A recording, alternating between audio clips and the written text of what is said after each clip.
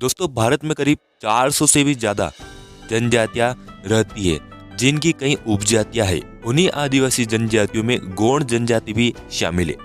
गोंड जनजाति का गौरवपूर्ण इतिहास, समृद्ध सांस्कृतिक विरासत रही है। आज हम इस वीडियो में गोंड जनजाति के बारे में ही जानेंगे।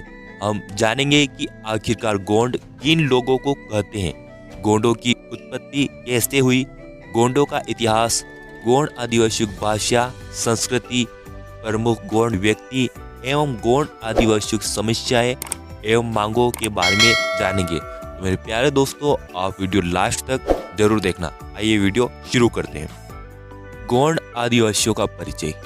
गोंड भारत का एक जाति समूह है। यह द्रविड़ मूल की जनजाति है। भारत में इन्हें एसटी वर्ग यानी शेड्यूल्ड ट्राइब अथवा आदिवासी वर्ग में रखा गया है। 2011 की जनगणना के अनुसार भारत में गोंडों की संख्या करीब 13 मिलियन थी। गोंड लोग गोंडी भाषा बोलते हैं, जिसे द्रविड़ परिवार की तेलुगु, कन्नड़ एवं तमिल आदि से संबंधित माना गया है। गोंड जनजाति मध्य प्रदेश, छत्तीसगढ़, झारखंड, उड़ीसा, महाराष्ट्र, आंध्र प्रदेश, कर्नाटक, पश्चिम बंगाल, गुजरात, तेलंगाना एवं उत्तर प्रदेश में मुख्य रूप से निवास करती है। आइए अब हम जानते हैं गोंड इतिहास के बारे में। गोंड आदिवासी अपनी उत्पत्ति भगवान शंभू यानी शिव से मानते हैं। भारत की जनजातियां मुंडा और भील एक ही नस्ल की मानी जाती हैं और गोंड भी उनमें शामिल है। गोंड आदिवासियों का अपना गौरवपूर्ण इतिहास रहा है। वर्तमान मध्य प्रदेश के एक बड़े हिस्से पर गोंडों ने सफलतापूर्वक शासन किया। वर्तमान छत्तीसगढ़, विंध्याचल, बुंदेलखंड और बघेलखंड के अधिकांश क्षेत्रों पर 18वीं सदी तक गोंडों का शासन रहा। 12वीं से 18वीं सदी तक गोंडों ने सफल शासन किया था। गढ़ामंडला में जदुराई नामक गोंड राजा ने गोंडवाना का शासन स्थापित किया था। गोंडों में सबसे प्रतापी गोंड शासक संग्राम शाह और दलपत शाह थे। संग्राम शाह एक प्रतापी शासक थे जिन्होंने 52 किले जीते थे। जब उन्होंने 52 किले जीत लिए तब नरसिंहपुर का चौरागढ़ किला उन्होंने बनवाया था। उनके पुत्र दलपत शाह थे। दलपत शाह और चंदेल राजवंश में जन्मी दुर्गावती दोनों को विवाह करना चाहते थे, लेकिन चंदेल शासक इनके विरोध में थे। तब संग्राम शाह व दलपत शाह ने चंदेलों के विरुद्ध युद्ध किया और चंदेलों को हरा दिया। फिर आगे चलकर रानी दुर्गावती ने मुगल शासक अकबर व मालवा के बाज बहादुर से युद्ध किया। देवगढ़ में गोंड शासकों के बाद भील शासक हुए थे। लगभग 5 शताब्दियों के आधिपत्य में गोंड राजाओं के 4 प्रमुख केंद्र रहे, जिनमें सिरपुर, जुनोना, बल्लालपुर एवं चांदा थे। सारांश यह देखने में आता है कि गोंडों ने मध्य प्रदेश, तेलंगाना, छत्तीसगढ़, विदर्भ के बड़े क्षेत्रों में अपना शासन कायम कर रखा था। वर्तमान में भी गोंड शासकों द्वारा बनाई गई कई इमारतें, महल मौजूद है, जिनमें नरसिंहपुर का चौरागढ़ किला, भोपाल में गोंड महल स्थित है, वहीं मदन महल भी स्थित है। गोंडवाना में अनेक राजगोंड राजवंशों का दृढ़ और सफल शासन स्थापित था। इन शासकों ने बहुत से दृढ़ दुर्ग, तालाब तथा स्मारक बनवाए और सफल शासकीय नीति तथा दक्षता का परिचय दिया। इनके शासन की परिधि मध्य भारत से पूर्वी उत्तर प्रदेश और बिहार तक पहुंची थी। 15वीं शताब्दी में 4 महत्वपूर्ण गोंड साम्राज्य, जिसमें खेरला, गढ़मंडला, देवगढ़ और चांदागढ़ प्रमुख थे। गोंड राजा बख्त बुलंद शाह ने नागपुर शहर की स्थापना की थी, वहीं भूपाल शाह ने भोपाल नगर बसाया। संग्राम शाह के पुत्र दलपत शाह एक शाही राजा थे। वे बड़े ही सुंदर, शूरवीर और विद्वान थे। कुछ गोंड शासक बेहतर संगठक थे।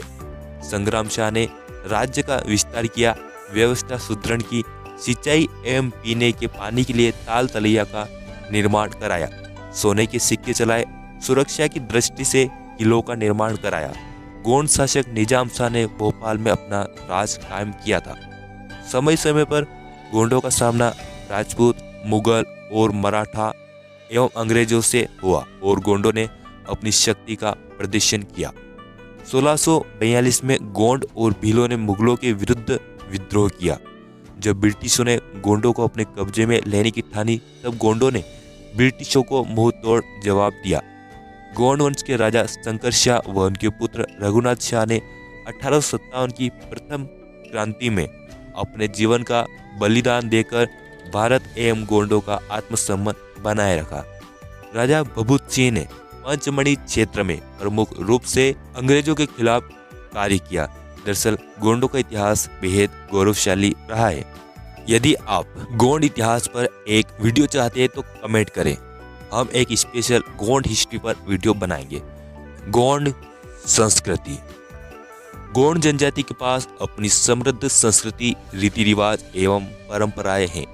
गोंड जनजाति गोंडी भाषा बोलते हैं। इस भाषा को कोइया भी कहा जाता है और गोंडों की संस्कृति को कोयतुरी संस्कृति कहा जाता है। कोयतुरे अथवा गोंड जैविक रूप से प्रकृति से जुड़े हैं। उनके सभी देव प्रकृति के सभी रूपों का प्रतिनिधित्व करते हैं। सभी देवताओं में से महानतम देवता बड़ा देव को माना जाता है। ठाकुर देव आकड़ी वृक्ष से जुड़े हुए हैं। गोंड लोग स्वयं को उत्सवों के दौरान किए जाने वाले विविध प्रकार के नृत्यों से अभिव्यक्त करते हैं, जैसे कि सुरला, रीना तथा दादरिया आदि। सैला नृत्य पहले कभी तलवारों के साथ किया जाता था, पर समय के साथ वे छड़ियों के माध्यम से यह नृत्य करते हैं। दादरिया गीत दूल्हे के आगमन पर किया जाता है। कर्मा नृत्य वर्ष में कभी भी किया जा सकता है, खासकर अतिथि आगमन पर पूरा परिवार कर्मा नृत्य करता है। गोंडों की अर्थव्यवस्था कृषि प्रधान होती है। गोंड रचनात्मक अभिव्यक्ति करते हैं, जिनमें गुदना अथवा टेटू होता है।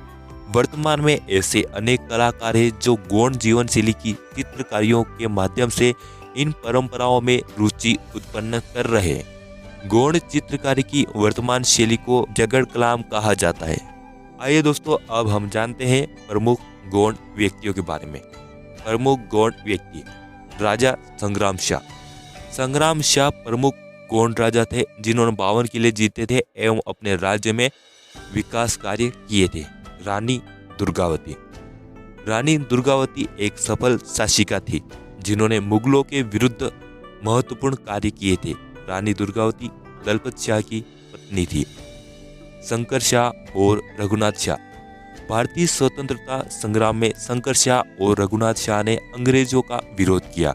मराठा और भोसले राजघरानों ने मिलकर गोंड राजवंश को समाप्त करने का षड्यंत्र किया। गोंड साम्राज्य के प्रतापी महाराजा शंकर शाह ने उस दौरान घुटने नहीं टेके। अंग्रेजों ने इन तीनों राजघरानों को आपस में लड़ाया, लेकिन गोंडों ने ब्रिटिशों के विरुद्ध महत्वपूर्ण विद्रोह किया। जबलपुर में स्वतंत्रता संग्राम का बीजारोपण राजा शंकर शाह द्वारा किया गया था। कोमाराम भीम। कोमाराम भीम तेलंगाना के प्रमुख क्रांतिकारी थे। बाबूराव शेडमेक।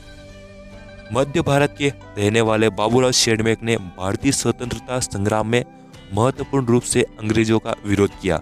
उन्होंने चांदा जिले में विद्रोह का नेतृत्व किया था। गोंड आदिवासी रावण, महिषासुर, हिरण्यकश्यप, बाणासुर आदि को गोंड ही मानते हैं। गोंड अन्य आदिवासियों की मानता है कि जिन हिंदू ग्रंथों में जिन्हें राक्षस कहकर संबोधित किया गया है, दरअसल वे इस देश के मूल निवासी ही थे, जिन्हें गलत तरीके से पेश किया गया है। समस्याएं और मांगे। पूरे भारतीय उपमहाद्वीप में आदिवासियों की प्रमुख समस्या यह है कि उन्हें शिक्षा, स्वास्थ्य सुविधाएं और बिजली आदि उपलब्ध ना के बराबर है। अधिकतर आदिवासी पहाड़ी और जंगली क्षेत्र में निवास करते हैं, जहां मीडिया भी ना के बराबर जाता है। आदिवासियों को जल, जंगल और जमीन पर लगातार खतरा मंडरा रहा है। विकास के नाम पर अंधाधुंध वनों की कटाई हो रही है। पहाड़ों को समतल किया जा रहा है। बांध निर्माण के कारण लाखों आदिवासियों को अपने घरों से बेदखल किया जा रहा है। गोंड आदिवासियों की मांग है कि उनका एक अलग गोंडवाना नामक राज्य बने। आदिवासी चाहते हैं कि उनका खुद का एक अलग गोंडवाना राज्य हो, जहां सरकार आदिवासियों की ही बने। साथ ही साथ गोंड आदिवासी समय समय पर अपने जल, जंगल और जमीन की रक्षा हेतु कदम उठाते हैं। आदिवासी चाहते हैं कि उनकी संस्कृति, रीति रिवाज व परंपरा सुरक्षित बची रहे। आदिवासियों को शिक्षित करने हेतु दुर्गम इलाकों में स्कूल खोले जाए व आदिवासियों के विकास के लिए योजनाएं बनाई जाए एवं किसानों का कर्ज माफ किया जाए व किसानों की उन्नति हेतु सरकार कार्य करे। उम्मीद है दोस्तों आपको यह वीडियो पसंद आया होगा। इस वीडियो को अधिक से अधिक शेयर करें। कमेंट में आप बता सकते हैं कि आप किस टॉपिक पर अगला वीडियो चाहते हैं। इस वीडियो को लाइक करें एवं हमारे चैनल को सब्सक्राइब कर ऑल नोटिफिकेशन चालू कर लें। आपका कीमती समय देकर ये वीडियो देखने के लिए धन्यवाद।